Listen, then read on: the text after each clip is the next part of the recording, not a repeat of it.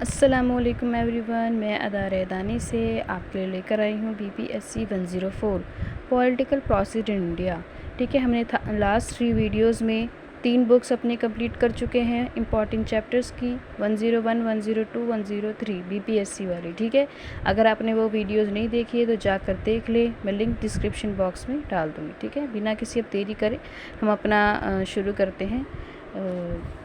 चलिए, हाँ, ये देखिए क्या था, political parties, party system and democracy. ठीक है, तो ये वाला फर्स्ट चैप्टर तो जो मैं बताती हूँ इम्पॉर्टेंट ही होता है। ठीक है, आपको इसमें पॉलिटिकल पार्टीज़ के बारे में पता चलेगा, पार्टी सिस्टम एंड इसमें कितनी डेमोक्रेसी है और नहीं है वो भी। ठीक है, अब हमारा सेकंड चैप्टर है पॉलिटिकल पार्टीज़ इन इंडिया। ठीक है, इसमें पता चलेगा कि कौन कौन सी पार्टीज़ हैं। ठीक है, कितनी पार्टीज़ हमारी इंडिया में हैं, कितनी नहीं हैं, और क्या क्या, मतलब सारी पार्टीज़ का ना खोल खोल कर इसमें दे रखा है। ठीक है, नेशनल पार्टीज़ हैं, स्टेट पार्टीज़ हैं, ओके, इन सब का बताया हुआ है।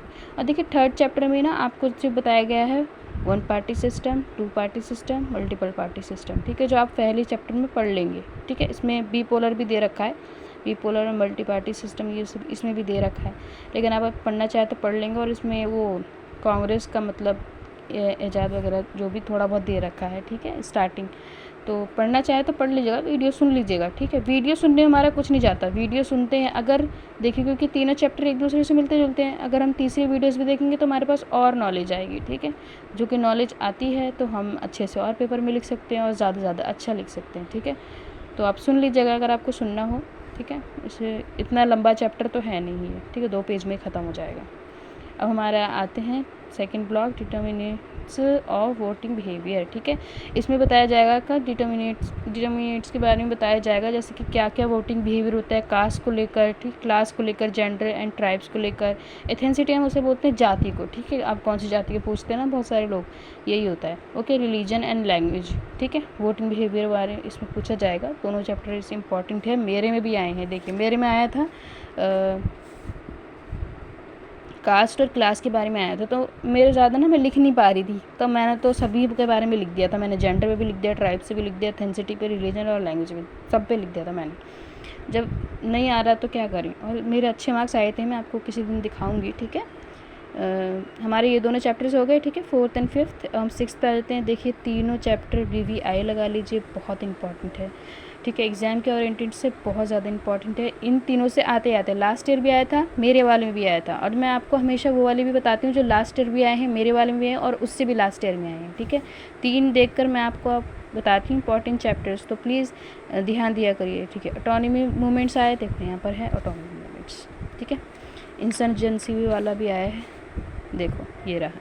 ठीक है, इन नॉर्थ ईस्ट वाला आया था। देखिए इसमें जो है ना इंसर्जेंसी वाले में कश्मीर का भी आ सकता है, पंजाब का भी आ सकता है, लेकिन ज़्यादातर नॉर्थ ईस्ट का पूछ लेते हैं कि मिज़ोरम का बताइए, और भी पूछ लेगा, देख लीजिएगा।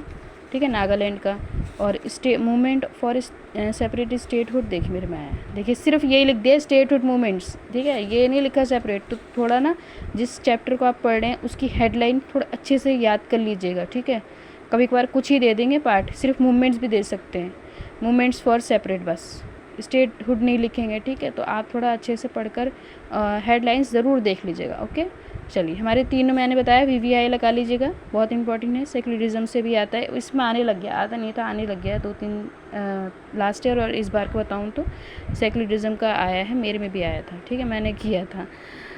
चलिए, और ये दोनों इतने इंपॉर्टेंट बिल्कुल भी नहीं है, मैंने तो हटा दिया। देखिए मैंने लगाया था पर मैंने हटा दिया, बिल्कुल भी इंपॉर्टेंट नहीं है। मैंने जब इसके अंदर की वो देखी ना डेफिनेशन, मतलब वो जो देते हैं, देखिए तो मेरे को बिल्कुल भी समझ में नहीं आया, और ना इससे इतने इंपॉर्टेंट क्वेश्चन आते हैं जो कि देखने में हेडलाइन बड़ी सुंदर और वैसी ही दे रखी है, लेकिन है नहीं इसका कुछ भी मतलब। ठीक है, आप इसमें ही पढ़ लेंगे सब कुछ, इसका जो भी होगा मैंने इसमें देखा है। इसमें रिजर्वेशन वोटिंग के बारे में बताया गया है। ठीक है, कैसे स्टार्ट हुआ वगैरह। ठीक है, 13 चैप्टर हमारे इंपॉर्टेंट होगा, और ये भी ले सकते हैं, अफर्मेटिव एक्शंस दे देते हैं। देखिए मैं आपको दिखाती हूँ, इसमें दे रखा था अफर्मेटिव एक्शंस। देखिए इसमें दे रखा है ना development, affirmative actions and development. ठीक है, इन दोनों के बीच में इंटररिलेशन बताना है। ठीक है, ये दे रहा था। ठीक है, सॉरी इसका दे रखा था इस वाले का, लास्ट वाले का, अफर्मेटिव एक्शन एंड डेवलपमेंट, ठीक है। रिजर्वेशन में भी है, वोटिंग के बारे में पढ़ेंगे, बहुत सारी चीज़ें इसमें, ओबीसी वगैरह के बारे में भी आप पढ़ेंगे, ठीक है। और 13 चैप्टर तो है इम्पॉर्टेंट, ठीक है। मैं इसको आपको रुक जाइए दिखाती हूँ ऊपर, नहीं ये तो 4th है, यस ये रहा, देखिए इसमें 13 चैप्टर में क्या होता है ना, 13 चैप्टर में ये दोनों मंडल कमीशन एंड काका कमीशन रिपोर्ट, इन दोनों के बारे में आ जाता है, ठीक है। कारपुरी ठाकुर फार्मूला भी आ सकता है, ठीक है। तो 13 वाले चैप्टर में ना देखो आपको SC ST OBC वगैरह के बारे में तो पढ़ने को मिलेगा, लेकिन उसके बारे में पढ़ लीजिएगा, सुन लीजिएगा, लेकिन ये जो 3 मैंने लगाए हैं ना निशान, आप भी लगा लीजिए क्योंकि बहुत इंपॉर्टेंट है। देखिए मेरे में भी आया है मंडल कमीशन एंड जो भी काका रिपोर्ट वगैरह, ठीक है, उसके बारे में भी आया है, और इसके बारे में भी आ सकता है, इसके बारे में भी आ सकता है, तो ये भी देख लीजिएगा आप, ठीक है। और रिजर्वेशन OBC में पता ही है, SC ST वगैरह के बारे में, ठीक है। तो आप ऐसे ही पढ़िएगा, ओके। हमारा कहाँ पर था, मैंने बता दिया ना सारे आपको, सेक्युलरिज्म वगैरह के बारे में भी, ठीक है। देखिए मैं चाहती हूँ कि मैं बहुत ईमानदारी से आपको जो चैप्टर्स आते हैं ना सिर्फ वो दे दूँ, ठीक है। और अगर आपको और जैसे कि लगता है कि कुछ और चीज़ों पे मैं एक्स्ट्रा कुछ नहीं बताती है, आपको वही बताती हूँ जो पेपर ओरिएंटेड है, ठीक है, एग्ज़ाम ओरिएंटेड है, जो आप लिख कर अच्छे से आ सकते हो, ओके।